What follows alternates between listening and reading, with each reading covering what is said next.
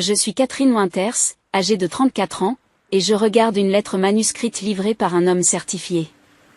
L'écriture familière et précise de mon père. N'essayez pas de venir à la réunion de famille. 3 ans de silence depuis qu'il a découvert le secret qu'il m'avait caché toute ma vie. Et voilà ce qu'il m'envoie. Je viens de lui répondre par un seul mot. Compris. Ce que papa ne savait pas, c'est que j'avais déjà loué le manoir voisin du lieu de leur réunion, et que j'avais invité toutes les personnes à qui il avait fait du mal. Les réunions de famille fonctionnent dans les deux sens. Et si vous avez déjà ressenti cette trahison déchirante de la part de quelqu'un qui est censé vous protéger, cette histoire pourrait vous sembler familière. Avant de vous expliquer comment j'ai découvert le tissu de mensonges que mon père avait tissé tout au long de ma vie. J'aimerais savoir d'où vous regardez. Et la section des commentaires est devenue une sorte de réunion de famille pour les personnes qui ont vécu des expériences similaires. Cliquez sur le bouton s'abonner si vous voulez plus d'histoires sur la façon de s'opposer à une dynamique familiale toxique, et envoyez un j'aime si vous avez déjà dû créer des limites avec des membres de votre famille qui ont trahi votre confiance. En grandissant, j'ai toujours eu la réputation d'être la fille parfaite. J'ai été première de ma classe au lycée, j'ai obtenu une bourse d'études complète dans une université de l'Ivy League et j'ai mené une brillante carrière d'architecte dans mon propre cabinet à l'âge de 30 ans. Mes réussites n'étaient pas seulement pour moi. Il s'agissait de monuments destinés à rendre mon père fier. Frank Winters était un juge fédéral respecté dans notre communauté. Son nom avait du poids. Ses opinions comptaient et son approbation était quelque chose que je désirais plus que tout. Notre maison était remplie de livres de droit reliés en cuir et de coupures de presse encadrées concernant ses affaires les plus importantes. Mes souvenirs d'enfance sont colorés par le bruit de la lourde porte de son bureau qui se fermait lorsque des appels importants arrivaient, et par l'odeur de son eau de Cologne coûteuse lorsqu'il me prenait dans ses bras après avoir gagné une affaire difficile. Cathy, disait-il en utilisant mon surnom d'enfant, l'intégrité et la réputation sont tout ce qu'il y a de plus important dans ce monde. N'oublie pas cela. Ma mère, Sylvia, était son parfait complément. Gracieuse, intelligente et d'un soutien sans faille à sa carrière. C'est elle qui m'a conduit au cours de piano, au tournoi de débat et au concours d'architecture. Mais il y avait toujours quelque chose de triste dans ses yeux lorsqu'elle me regardait.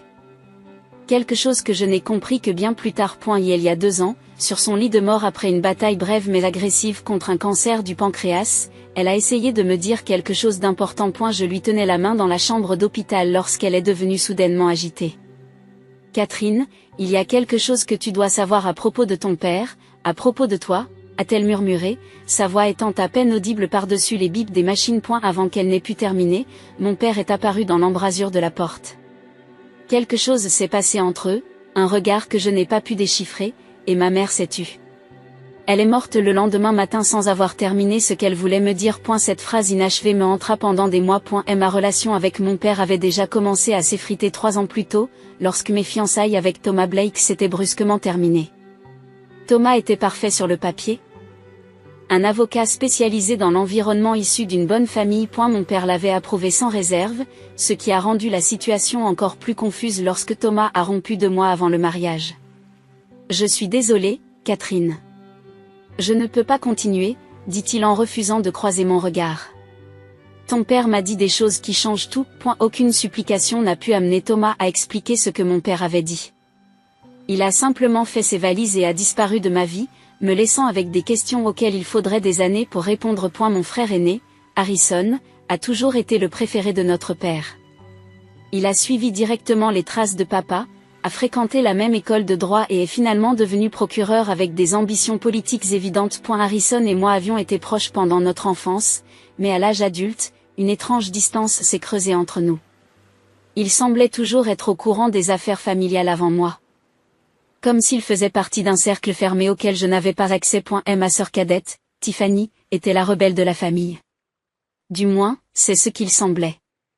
Elle abandonnait l'université pour voyager, sortait avec des gens que notre père désapprouvait, d'une manière générale, vivait en opposition avec les valeurs de la famille Winter. C'est pourquoi il est si étrange qu'il y a 4 ans, elle se soit soudainement réconciliée avec notre père. Et la distance hostile qui les séparait s'est évanouie du jour au lendemain, et bientôt elle a assisté aux réunions de famille avec une politesse nouvelle qui semblait tout à fait étrangère à son caractère. Nos réunions de famille annuelles au lac de Genève étaient des événements élaborés où la famille élargie, les collègues et les amis influents se réunissaient pour une semaine d'activités soigneusement orchestrées. Enfant, j'adorais ces réunions, les baignades, les cousins. Le sentiment d'appartenir à quelque chose de plus grand que moi. Mais ces dernières années, l'atmosphère est devenue de plus en plus tendue. Les conversations s'arrêtaient lorsque j'entrais dans une pièce. Mon père mettait Harrison à l'écart pour des discussions privées. Mes cousins semblaient me traiter différemment, avec un étrange mélange de pitié et de gêne. Après la mort de ma mère, alors que je triais ses affaires, j'ai trouvé une petite boîte en bois cachée au fond de son placard. À l'intérieur se trouvaient des lettres, des dizaines, sans adresse de retour. Elles étaient écrites d'une main féminine que je ne reconnaissais pas, avec des messages énigmatiques qui n'avaient guère de sens. J'y rêve souvent d'elle. A-t-elle mes yeux? Sait-elle quelque chose? Merci de n'envoyer qu'une seule photo. Ces étranges découvertes ont créé des fractures dans l'image parfaite que je me faisais de ma famille. Mais ce n'est que lorsque j'ai trouvé les dossiers médicaux que tout a complètement volé en éclats. Grandir dans une famille diverse signifiait que les apparences comptaient plus que tout. Notre maison, située dans le quartier historique, était parfaitement entretenue. Nous nous habillions de manière appropriée pour chaque occasion. Nous parlions correctement, en utilisant la grammaire et le vocabulaire adéquats. Nous faisions du bénévolat pour les bonnes organisations caritatives et fréquentions la bonne église. De l'extérieur, nous étions la famille américaine parfaite, prospère, civique et morale. Mais il y avait toujours de petites différences dans la façon dont mon père me traitait par rapport à mes frères et sœurs.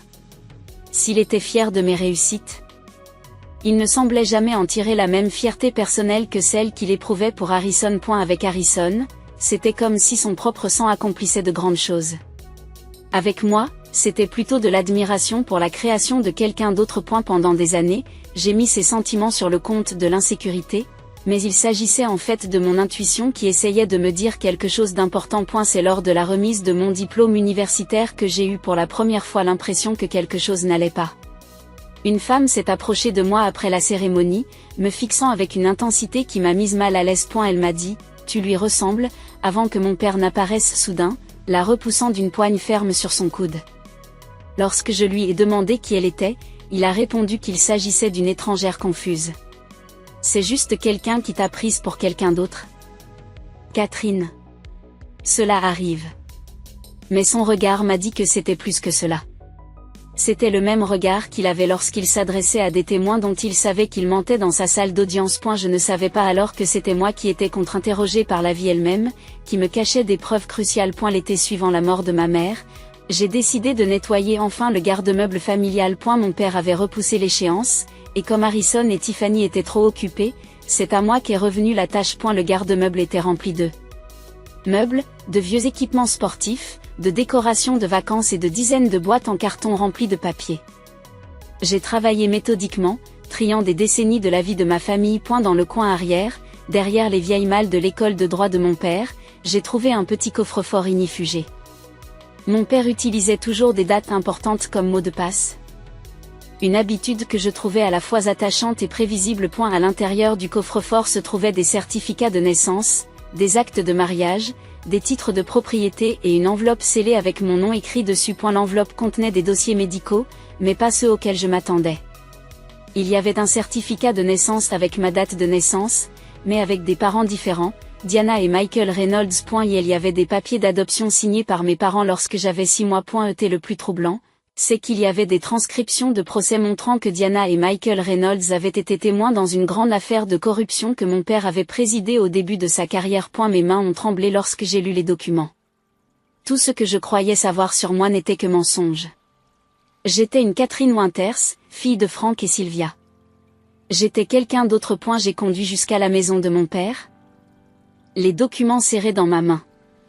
Il était dans son bureau, des lunettes de lecture sur le nez alors qu'il examinait un dossier juridique. Lorsqu'il a vu ce que je tenais, son visage a changé, non pas de honte ou de regret, mais de colère froide.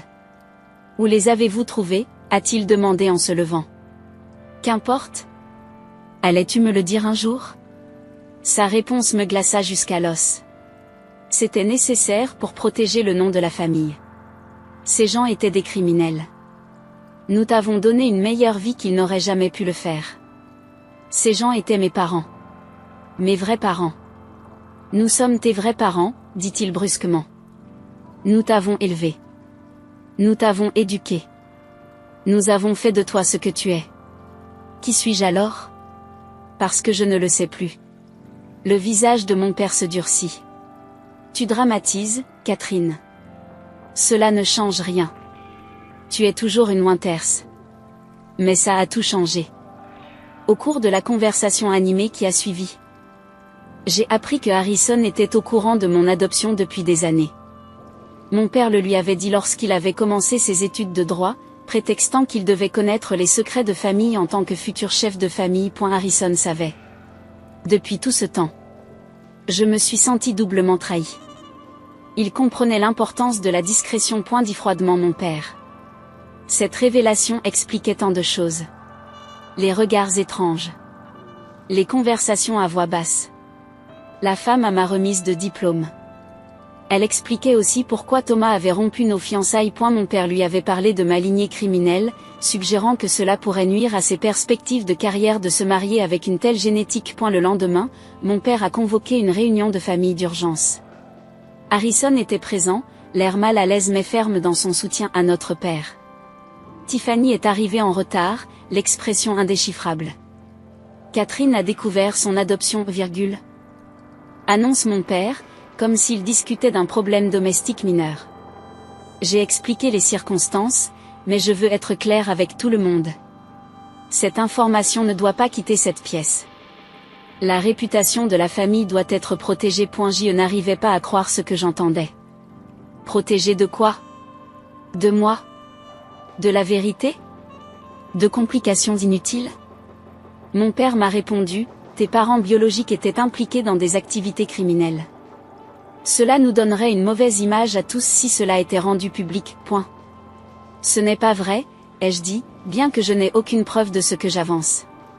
Et même si c'était le cas, j'ai le droit de savoir qui je suis. Harrison se racle la gorge. Cathy, papa a raison. Pense à sa position. Pense à ma carrière. Ce genre de scandale pourrait nous nuire à tous. Je me suis tournée vers Tiffany, espérant qu'elle me soutiendrait. Mais sa réponse m'a encore plus choquée.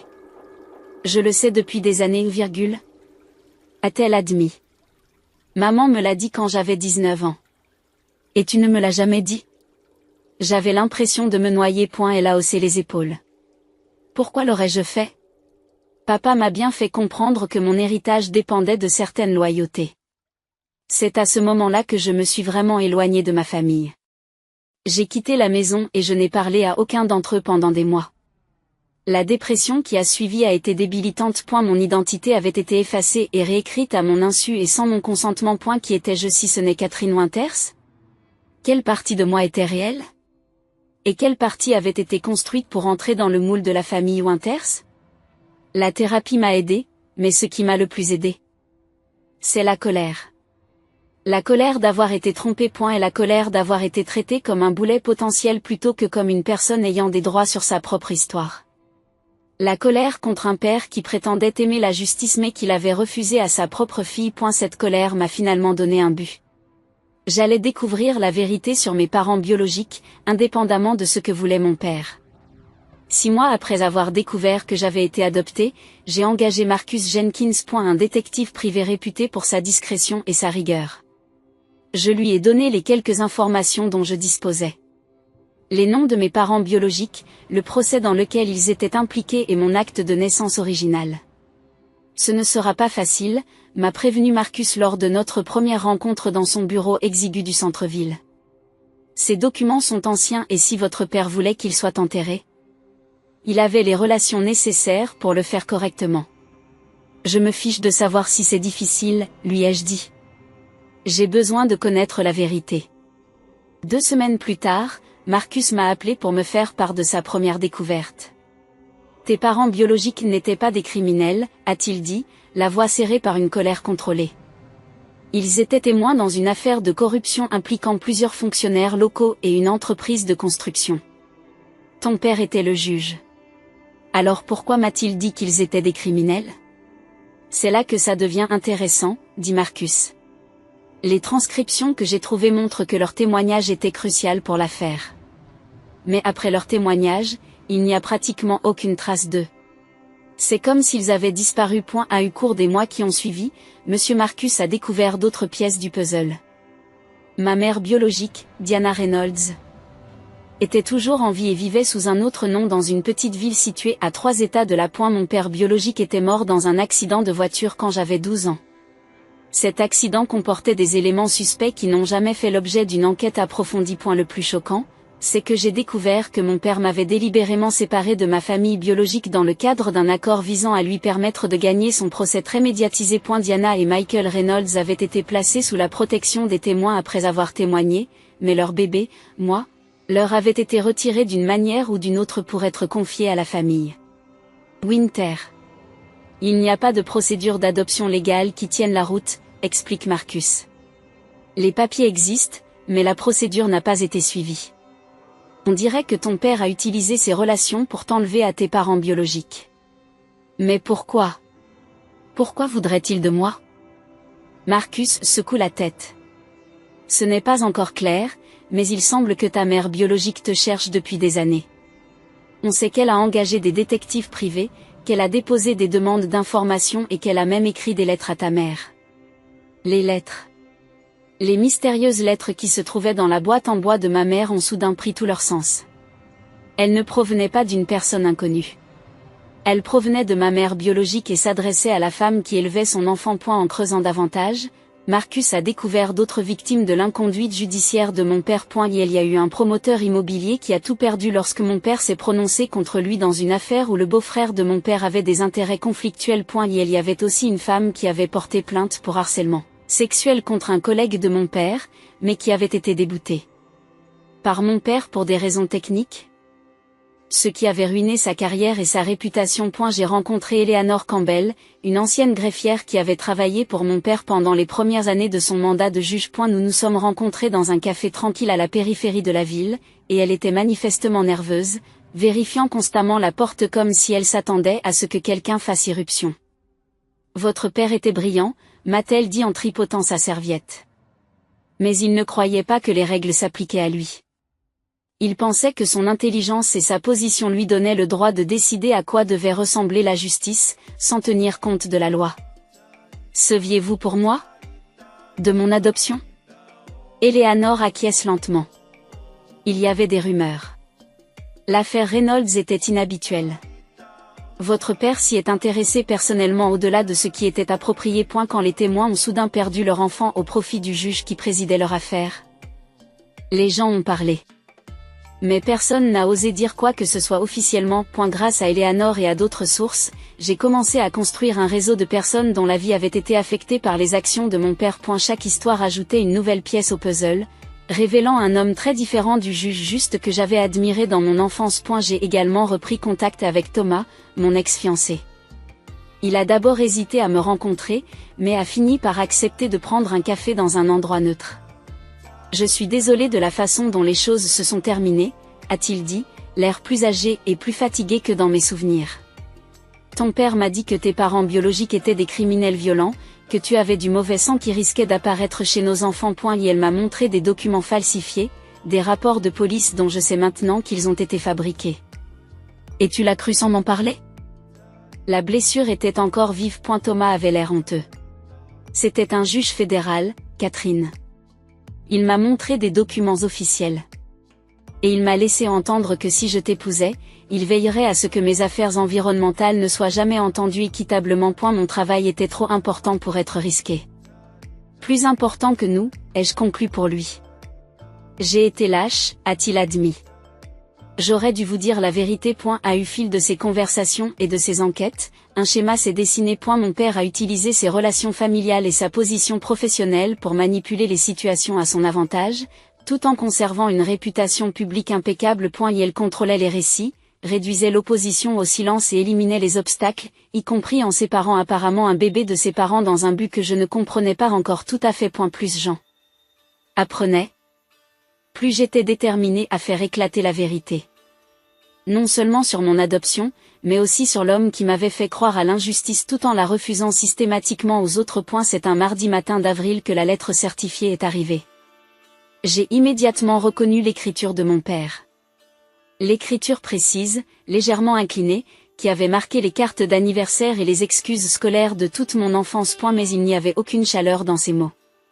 Catherine, La réunion annuelle de la famille d'hiver se tiendra du 15 au 22 juillet au lac de Genève, comme le veut la tradition. Compte tenu des circonstances actuelles et de votre indiscrétion persistante concernant les affaires familiales privées, je dois insister pour que vous n'essayiez pas d'y assister. Il en va de l'intérêt de toutes les personnes concernées. Frank Winters, non, chère Catherine. Non, mon amour. Papa. Juste une directive formelle de la part d'un homme qui m'avait autrefois lu des histoires pour m'endormir et m'avait appris à pêcher. J'ai regardé la lettre pendant un long moment avant de décrocher mon téléphone et d'envoyer un seul mot en réponse. Compris. Quelques minutes plus tard, mon téléphone bourdonnait d'un message de Tiffany. Tu as reçu la lettre de papa à propos de la réunion? Oui. Un message très clair. Tu devrais connaître la vraie raison. Il ne veut pas que tu sois là. Une grande annonce est prévue. Il est pressenti pour être nommé à la Cour suprême. Je ne veux pas de scandales familiaux. J'ai failli laisser tomber mon téléphone. Nomination à la Cour suprême? Les pièces du puzzle se sont soudain emboîtées. Les apparitions sociales de plus en plus fréquentes de mon père. Les commentaires énigmatiques de Harrison sur les grands changements à venir. L'importance renouvelée accordée à l'intimité de la famille. Tout cela avait un sens maintenant. J'ai appelé Marcus immédiatement et je l'ai mis au courant de ce nouveau développement. Cela change tout, m'a-t-il dit. Une nomination à la Cour suprême implique des vérifications approfondies des antécédents, un examen minutieux par les médias, des témoins de moralité. Ton père ne peut pas se permettre que des squelettes sortent du placard maintenant. C'est exactement la raison pour laquelle c'est le moment idéal pour dire la vérité, ai-je répondu, une idée se formant dans mon esprit. Ce soir-là, je me suis rendu dans la région du lac Léman pour repérer les lieux. Et la réunion familiale de l'hiver se tenait toujours au manoir historique de Lakeside. Une vaste propriété dotée d'un grand terrain et d'une plage privée. Un peu plus loin sur la rive se trouvait une autre propriété, plus petite mais tout aussi impressionnante, Willowbrook House. Sur un coup de tête, je me suis renseigné sur sa disponibilité pour la même semaine que la réunion de famille. En fait, elle vient de se libérer, m'a dit le responsable de la propriété. La réservation précédente a été annulée hier. J'ai eu l'impression que c'était le destin. J'ai immédiatement versé un acompte. Au cours des semaines suivantes, j'ai élaboré mon plan. J'allais organiser ma propre réunion à Willowbrook House, un rassemblement de toutes les personnes à qui mon père avait fait du tort au fil des ans. Nous partagerions nos histoires, documenterions le modèle d'abus de pouvoir et créerions un dossier complet de preuves de sa mauvaise conduite. Et si mon père voulait devenir juge à la Cour suprême? Il devrait d'abord faire face aux conséquences de ses actes. L'invitation la plus importante a été adressée à Diana Reynolds, ma mère biologique. Marcus avait pris contact avec elle, lui expliquant qui j'étais et mon désir de la rencontrer. Sa réponse a été immédiate et émotionnelle. Je t'ai cherché pendant si longtemps, écrit-elle dans son courriel. Il n'y a pas eu un jour où je n'ai pas pensé à toi. Nous avons pris des dispositions pour nous rencontrer pour la première fois à Willowbrook House pendant la semaine des retrouvailles. Le symbolisme ne m'a pas échappé. Alors que ma famille adoptive se réunissait pour célébrer ses réussites et ses liens, j'allais renouer avec une mère qui me cherchait depuis 34 ans. J'ai également contacté Rachel Wong, une journaliste d'investigation qui a beaucoup écrit sur les fautes judiciaires. Elle a accepté de participer au rassemblement, non pas pour publier immédiatement, mais pour aider à documenter les histoires de manière éthique et précise. Il s'agit d'allégations sérieuses à l'encontre d'un homme puissant, a-t-elle averti lors de notre conversation téléphonique. Êtes-vous prêt à faire face aux conséquences? Cela pourrait affecter votre carrière, vos relations, tout. Ma vie entière a été construite sur des mensonges, lui ai-je dit. Je suis prête à connaître la vérité, quel qu'en soit le prix. Au fur et à mesure que le jour approchait, j'ai ressenti des vagues de doute et des remises en question. Faisais-je ce qu'il fallait? Étais-je en train de devenir comme mon père, manipulant des situations pour mon propre sens de la justice? Le fait de le dénoncer contribuerait-il à guérir les blessures qu'il avait causées ou en créerait-il de nouvelles? Lors d'un moment de doute, j'ai appelé Eleanor, l'ancienne greffière. Je ne suis pas sûre de pouvoir aller jusqu'au bout, ai-je avoué. Catherine, me dit-elle avec douceur. Pendant des années, votre père a utilisé son pouvoir pour façonner des récits qui lui étaient profitables, sans se soucier des victimes. Ce n'est pas de la vengeance. Il s'agit de rendre des comptes. Il y a une différence. Ces mots ont renforcé ma détermination. Il ne s'agissait pas de blesser mon père. Il s'agissait de donner une voix à ceux qui avaient été réduits au silence, y compris moi-même. Dans les derniers jours précédant la réunion, j'ai reçu un soutien inattendu de la part des membres de ma famille biologique. Des cousins, des tantes et des oncles dont j'ignorais l'existence. Ils m'ont envoyé des courriels, des cartes et même des photos de famille pour m'aider à reconstituer l'héritage qui m'avait été caché. Nous avons toujours su pour toi, a écrit la sœur de ma mère biologique. Tante Maggie. Diana n'a jamais perdu l'espoir de te retrouver. Nous avons gardé une place pour toi dans nos cœurs pendant toutes ces années. Leurs messages ont validé mon expérience comme jamais une thérapie n'aurait pu le faire. Je n'étais pas folle d'avoir l'impression de ne pas appartenir à la famille Winter. Je n'étais pas ingrate de vouloir connaître mes véritables origines. J'étais simplement un être humain qui cherchait la vérité sur sa propre vie. Un droit que mon père m'avait refusé pendant 34 ans. Je me demande si vous avez déjà eu ce moment de lucidité où vous vous rendez compte que la voie à suivre, bien que difficile, est absolument nécessaire. Lorsque vous regarderez ce film, arrêtez-vous un instant et pensez aux fois où vous avez dû faire des choix difficiles pour protéger votre propre vérité. Ces décisions nous façonnent, n'est-ce pas? Ce sont les moments qui définissent qui nous sommes vraiment. Au-delà de toutes les attentes que les autres placent en nous. Si cela résonne en vous, laissez un commentaire sur un moment où vous avez dû défendre votre vérité. Continuons avec ce qui s'est passé ensuite, car croyez-moi, les choses allaient devenir très intéressantes au lac Léman. Le 15 juillet est arrivé avec un temps estival parfait, un ciel ensoleillé, une légère brise provenant du lac et des températures avoisinant les 70 degrés. Depuis la fenêtre de l'étage de Willowbrook House, je pouvais voir l'activité qui régnait au Lakeside Manor, juste à côté. Les traiteurs déchargeaient des camionnettes, le personnel installait des tables sur la pelouse et la famille Winter arrivait pour la première fois. Ma tante et mon oncle de Boston, des cousins de Seattle, les collègues de mon père et leur famille. J'avais passé les 2 jours précédents à préparer Willowbrook House avec l'aide de Marcus et d'une petite équipe d'amis de confiance. Et la grande véranda avait été aménagée avec des sièges confortables disposés en cercle pour faciliter la conversation. La salle à manger comportait une longue table pour les repas partagés. Chaque chambre a été préparée pour accueillir les invités qui y passeront la nuit. Des caméras de sécurité avaient été discrètement installées autour du périmètre de la propriété, non pas pour la surveillance, mais pour la sécurité, étant donné la nature sensible de notre réunion. La voiture de ton père vient d'arriver, m'a dit Marcus en vérifiant les données de sécurité sur sa tablette. Harrison est avec lui. J'acquiesce, me sentant étonnamment calme. Préviens-moi quand Tiffany sera là. Les premiers invités à arriver à Willowbrook étaient Eleanor et 2 autres anciens employés de mon père. Ils semblaient nerveux mais déterminés, apportant des dossiers de documents et de notes qu'ils avaient conservés au fil des ans. Je n'aurais jamais cru avoir le courage d'en parler, avoue Robert, un ancien huissier. Votre père semblait intouchable. À midi, la maison se remplit de monde. Le promoteur immobilier qui avait tout perdu, la femme de l'affaire de harcèlement sexuel, d'anciens clients qui avaient souffert des décisions partiales de mon père, et même quelques membres de la famille élargie qui avaient leurs propres histoires sur la manipulation et le contrôle de Frank Winter. À 2 heures, une berline argentée s'est arrêtée dans l'allée. Marcus m'a serré l'épaule pour me soutenir. C'est elle. Diana Reynolds était une femme mince d'une 50aine d'années, avec les mêmes yeux verts que je voyais dans le miroir tous les matins. Elle est sortie de la voiture avec hésitation, scrutant la maison comme si elle n'arrivait pas à croire qu'elle était elle. Je l'ai rejointe sur le porche d'entrée, tous deux trop émus pour parler au début. Lorsqu'elle a finalement tendu la main pour me toucher le visage, sa main a tremblé. Catherine, a-t-elle chuchoté. Ma petite fille. Nous nous sommes embrassés, 34 ans de séparation s'effondrant en un instant. Ce n'était pas une solution magique à toutes les questions et à la douleur, mais c'était un début. Le début d'une relation qui n'aurait jamais dû être interrompue. À l'intérieur, Diana a raconté son histoire au groupe.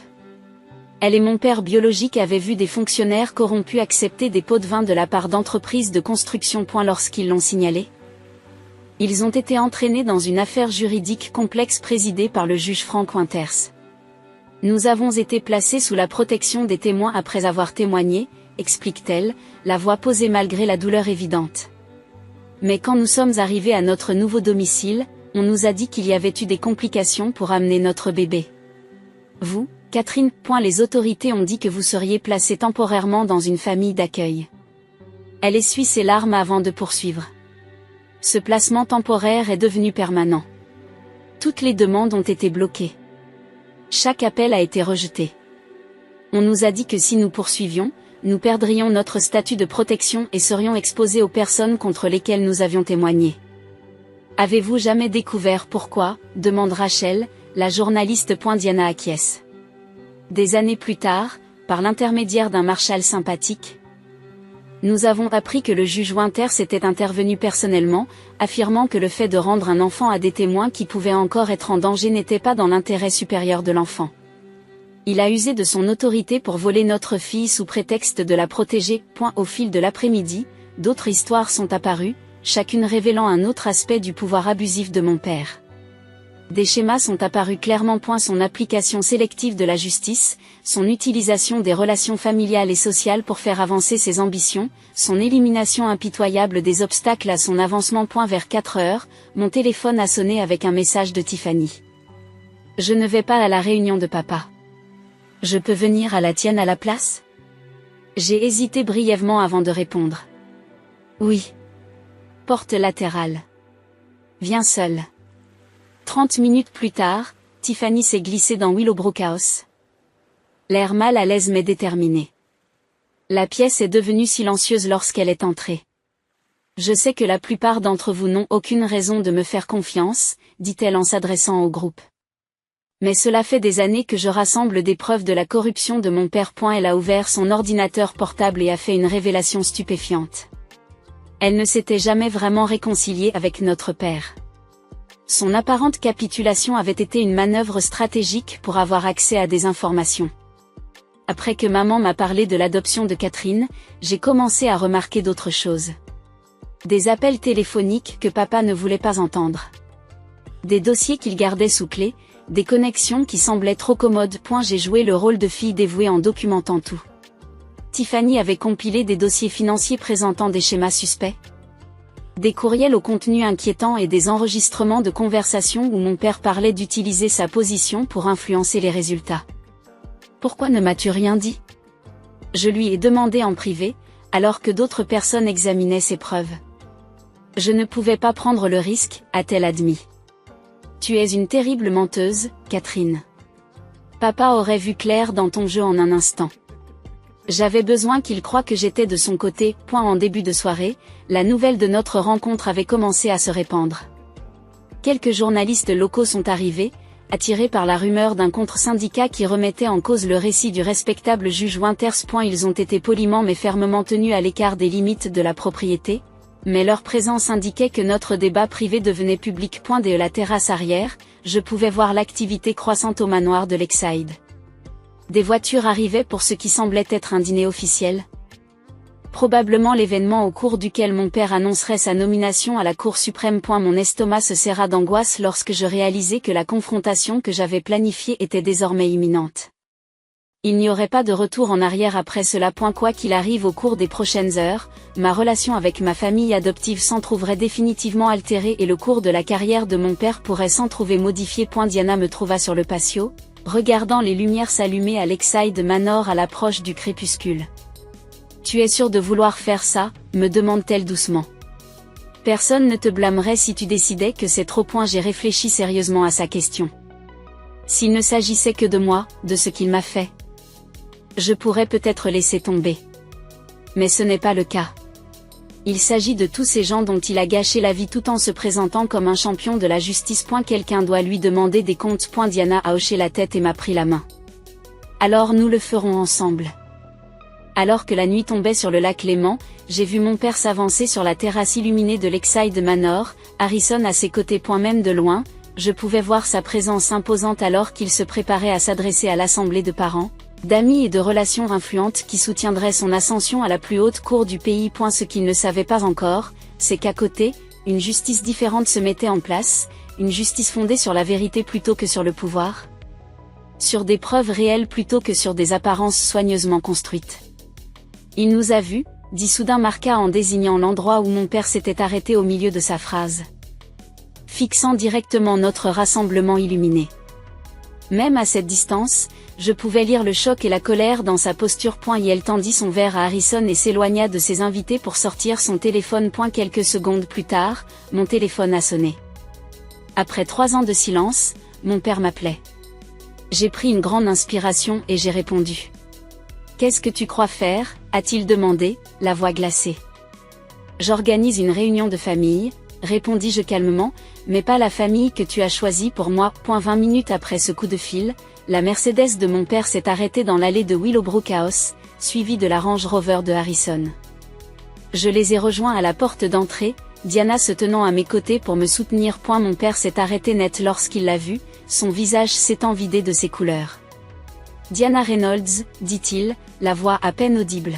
« Bonjour. » Frank. Diana répondit avec un calme remarquable.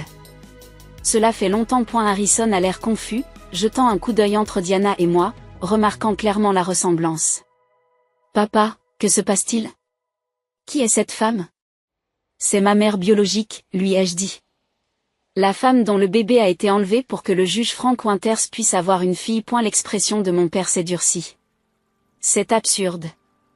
Vous créez un spectacle basé sur des malentendus et des demi-vérités. Alors vous ne verrez pas d'inconvénient à entrer pour mettre les choses au clair, suggérai-je en m'écartant pour les laisser entrer. Le salon est devenu silencieux lorsque mon père est entré. Sa présence imposante intimidait momentanément même ceux qui étaient venus parler contre lui. Harrison suivit, l'air de plus en plus mal à l'aise alors qu'il observait la pièce remplie de visages inconnus, les regardant avec une hostilité non dissimulée. « Qu'est-ce que c'est exactement, Catherine ? » demanda mon père. « C'est une question de responsabilité, » répondis-je. « Chacun dans cette salle a une histoire sur la façon dont vous avez abusé de votre pouvoir en tant que juge. Comment tu as manipulé le système judiciaire pour ton profit personnel? Comment vous avez sacrifié la justice à votre avancement? » Le rire de mon père était dédaigneux. Il s'agit d'allégations sérieuses émanant d'un groupe d'individus mécontents ayant des rancunes personnelles. Si quelqu'un avait des preuves d'inconduite judiciaire, il aurait déposé une plainte officielle. Beaucoup l'ont fait. Eleanor s'est avancée. Ces plaintes ont mystérieusement disparu ou ont été rejetées par ses collègues et amis dans le système. J'ai fait un geste vers la table où nous avions disposé les preuves recueillies au cours des mois d'enquête. Des relevés bancaires montrant des dépôts suspects coïncidant avec certaines décisions. Des témoignages. Des mémos internes. Des communications qui démontrent l'existence d'un modèle et d'une pratique de mauvaise conduite. Et le plus accablant de tout, les papiers d'adoption falsifiés qui vous ont permis de me séparer de mes parents biologiques. Harrison prend l'un des dossiers et en parcourt le contenu avec une inquiétude croissante. « Papa, qu'est-ce que c'est ? C'est vrai ? » La façade de mon père commence à se fissurer. « Harrison ? Il s'agit d'un scandale fabriqué de toutes pièces pour nuire à ma réputation à un moment crucial. Ces personnes ont coordonné leurs histoires pour créer l'apparence d'une irrégularité là où il n'y en a pas. Ce n'est pas vrai, dit Diana avec fermeté. Vous avez utilisé votre position pour prendre mon bébé parce que vous et votre femme ne pouviez pas avoir d'autres enfants après Harrison. Vous vouliez une fille, alors vous avez pris le mien. La révélation frappe Harrison de plein fouet. Il se tourne vers notre père. C'est pour cela que nous avons soudainement eu une sœur ? Tu as toujours dit que Catherine était une bénédiction après les difficultés de ta mère. Votre mère a fait plusieurs fausses couches, a admis mon père à contre-cœur. Nous voulions un autre enfant. Le bébé Reynolds allait de toute façon être pris en charge par le système.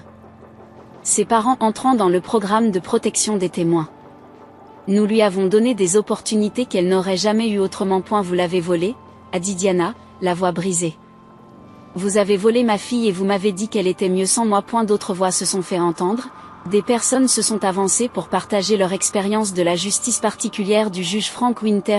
Le promoteur immobilier a expliqué comment mon père avait statué contre lui dans une affaire où le beau-frère de mon père avait tout à gagner. Et la femme a expliqué comment son affaire de harcèlement sexuel avait été rejetée pour des raisons de procédure parce que l'accusé était le partenaire de golf de mon père. À fur et à mesure que les histoires s'accumulaient, mon père perdait son sang-froid. Ces tentatives de discréditer chacun des intervenants sont devenues de plus en plus désespérées. Tout cela n'est que circonstanciel ? Insista-t-il. Rien de tout cela ne tiendrait devant un tribunal. Peut-être pas individuellement, nota Rachel la journaliste. Mais collectivement, ils ont établi un schéma clair qui intéresserait certainement la commission judiciaire du Sénat qui étudie votre nomination à la Cour suprême. À la mention de cette nomination, l'expression de mon père changea.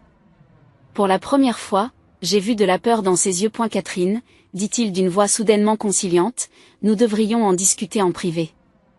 Nous devrions en discuter en privé. Je comprends que tu sois bouleversée par l'adoption.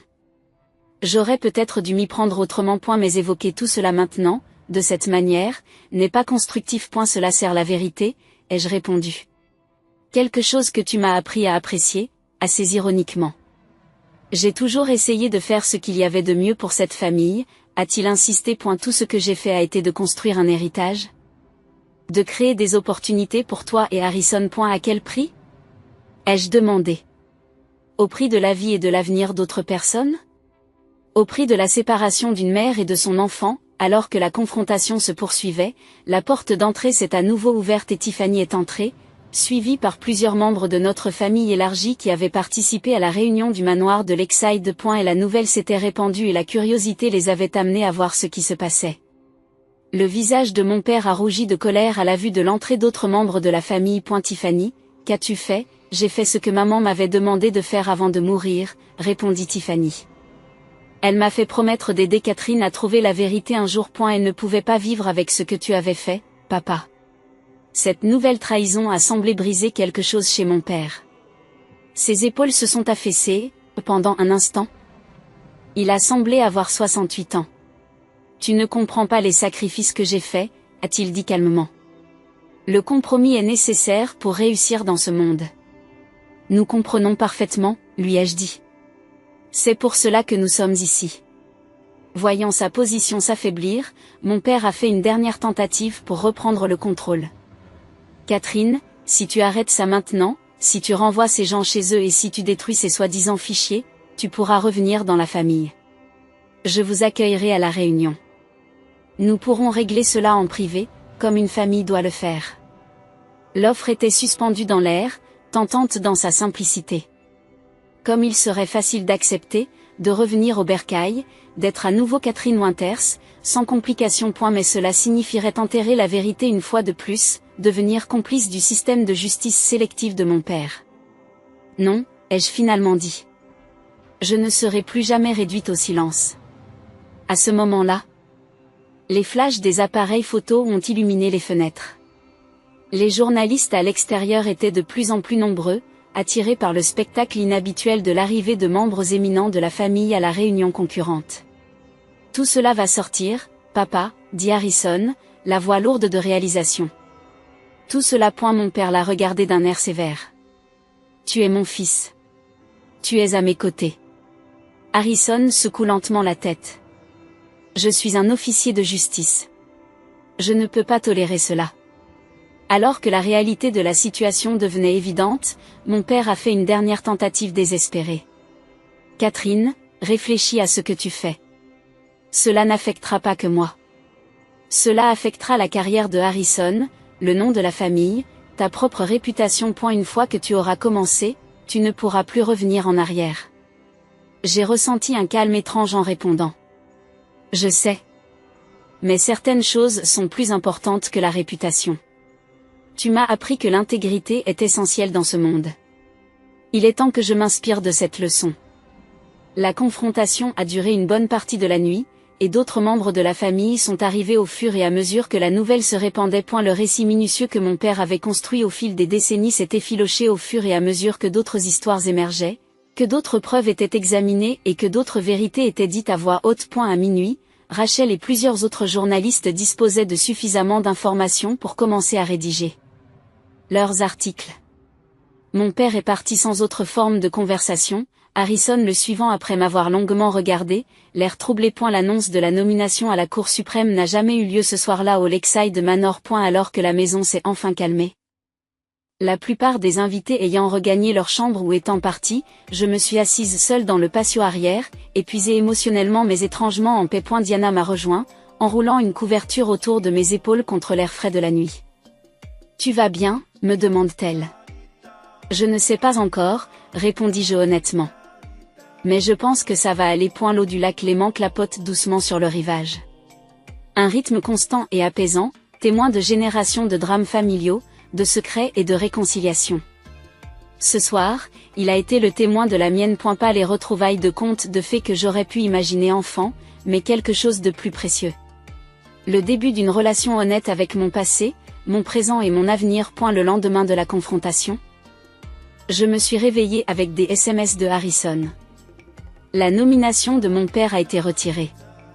Une enquête interne est en cours. Il faut qu'on parle. Les semaines suivantes se sont déroulées dans un flou de conséquences et d'ajustements. Comme prévu, l'affaire a fait les gros titres. La nomination d'un juge fédéral à la Cour suprême est compromise par un scandale d'adoption et des allégations de mauvaise conduite.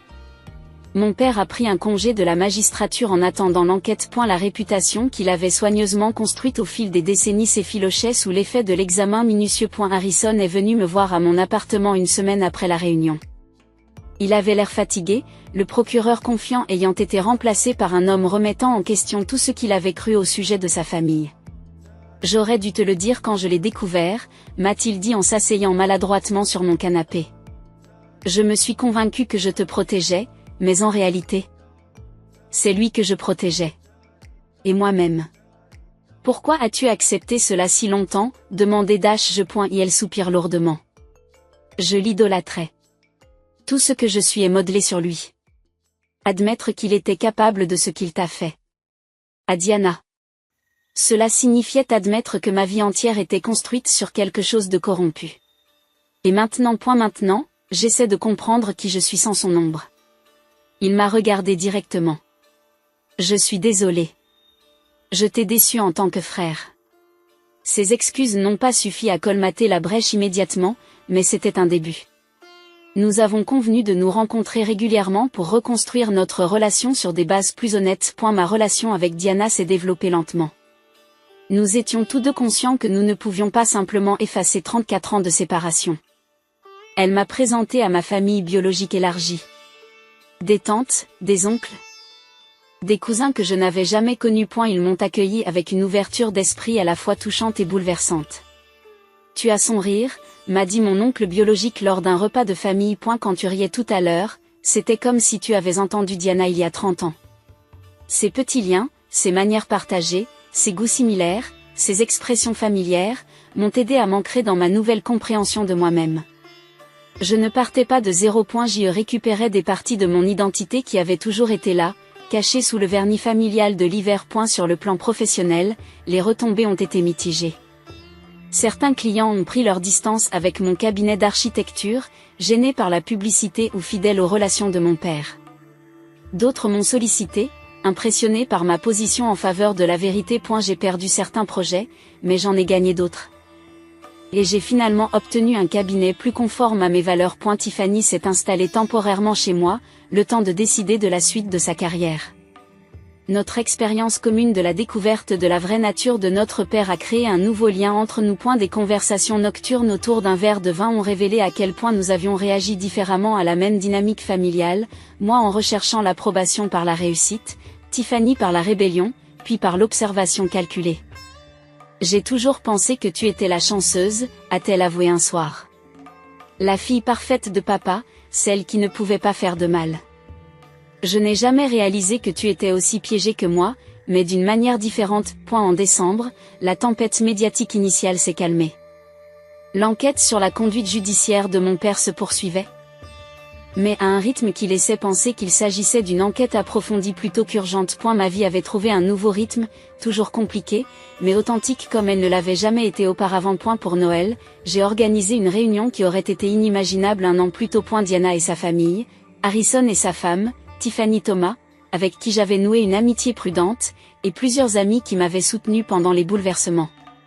Ce n'étaient pas des vacances familiales traditionnelles, mais c'était authentique. Pas de façade, pas de secrets inavoués, pas de performance de perfection. En janvier, j'ai reçu une lettre, non certifiée cette fois, une simple enveloppe portant l'écriture de mon père. Je l'ai laissée sans l'ouvrir sur mon comptoir pendant 3 jours avant de trouver le courage de la lire. Catherine, les mots me semblent inadéquats après tout ce qui s'est passé. Je suis désolée. Je ne peux pas commencer à parler du mal que j'ai causé à toi et à beaucoup d'autres, mais je suis désolé plus profondément que je ne peux l'exprimer. Les enquêtes m'ont forcé à affronter des vérités sur moi-même que j'avais réussi à éviter pendant des décennies. L'homme que je suis devenu n'était pas celui que j'avais l'intention d'être lorsque j'ai revêtu pour la première fois la robe de juge. Quelque part, j'ai commencé à croire que ma position m'autorisait à façonner le monde selon ma vision du droit, quels qu'en soient les moyens. Te retirer à tes parents biologiques a été le premier compromis majeur de mes principes. Sylvia et moi avions subi de nombreuses fausses couches après Harrison. Lorsque j'ai vu la possibilité de nous donner la fille que nous voulions désespérément tout en protégeant un enfant de ce que je me disais être un avenir incertain, je me suis convaincu qu'il s'agissait de justice. Cette première corruption de mon éthique a rendu les autres plus faciles. Je n'attends pas le pardon. Je ne le mérite pas. Mais j'aimerais avoir l'occasion de vous parler en personne si vous le voulez bien. Il y a des choses que je devrais vous dire face à face. Ton père, Frank, après mûre réflexion, j'ai accepté de le rencontrer dans un endroit neutre, un restaurant tranquille à mi-chemin entre nos deux maisons. Il avait l'air plus âgé, diminué en quelque sorte, sans le pouvoir et la position qu'il avait définie pendant si longtemps. Notre conversation a été difficile, douloureuse, mais nécessaire. Pour la première fois peut-être dans notre relation, il a répondu honnêtement à nos questions. Il a reconnu toute l'étendue de ses actes, sans excuse ni justification. Il a exprimé un regret sincère, non seulement pour s'être fait prendre, mais aussi pour les choix qu'il avait faits et les personnes qu'il avait blessées.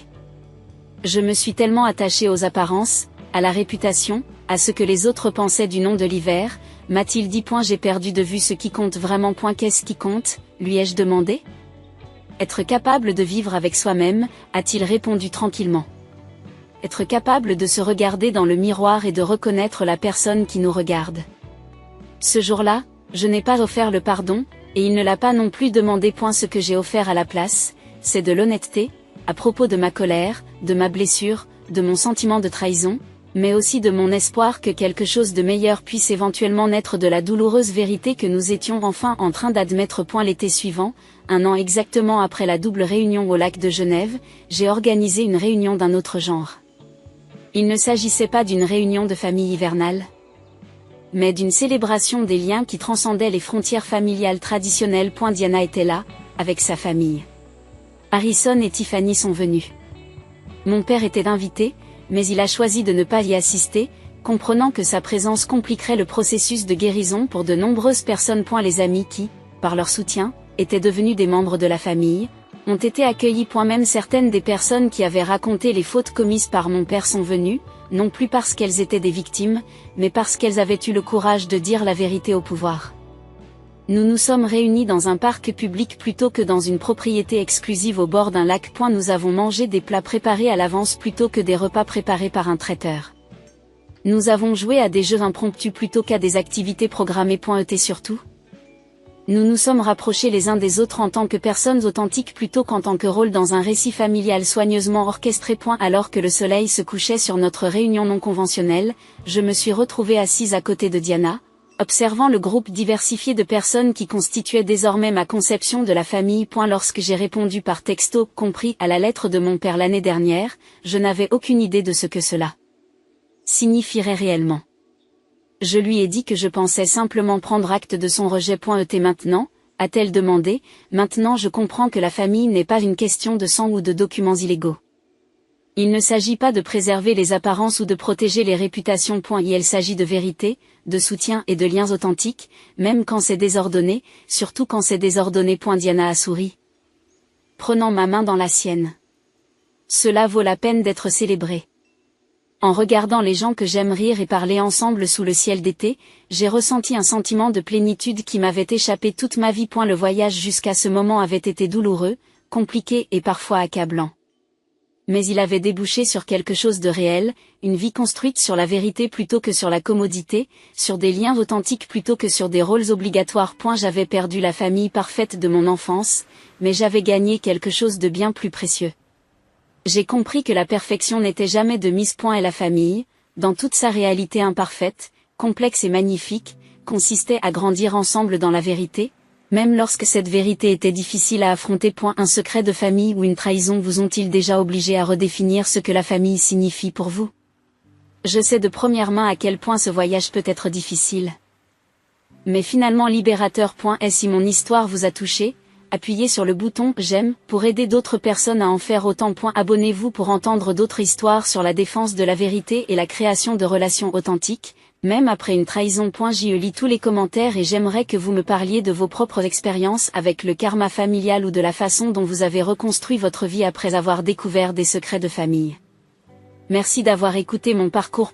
N'oubliez pas que, parfois, la famille que nous choisissons ou que nous reconstruisons peut être plus authentique que celle dans laquelle nous sommes nés. Votre histoire compte aussi, et j'espère que vous la partagerez ci-dessous.